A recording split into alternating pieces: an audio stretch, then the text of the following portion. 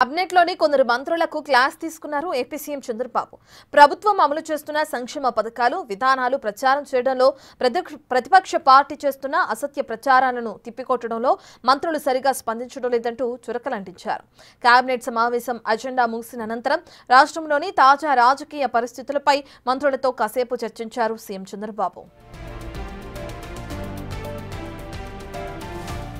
ప్రధానంగా విద్యుత్ ఛార్జీల అంశాన్ని ప్రస్తావించారు ముఖ్యమంత్రి.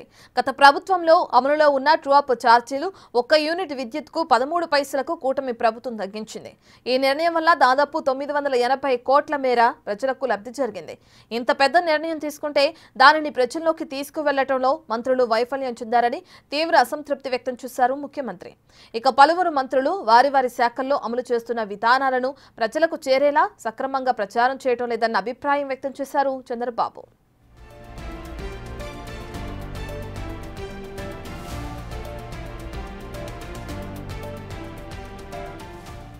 మెడికల్ కాలేజీల వ్యవహారంలో వైసీపీ చేస్తున్న దుష్ప్రచారాన్ని సమర్థవంతంగా తిప్పికొట్టడంలో మంత్రులు సరిగా వ్యవహరించడం లేదన్నారు సీఎం చంద్రబాబు. మంత్రులు డ్రైవింగ్ ఫోర్స్లా ఉండాలని హితబోధ చేశారు. అధికారులు నిబంధనలు సలహాలిచ్చినా శాఖను నడిపించాల్సింది మంత్రులేనని తేల్చి చెప్పారు సీఎం చంద్రబాబు.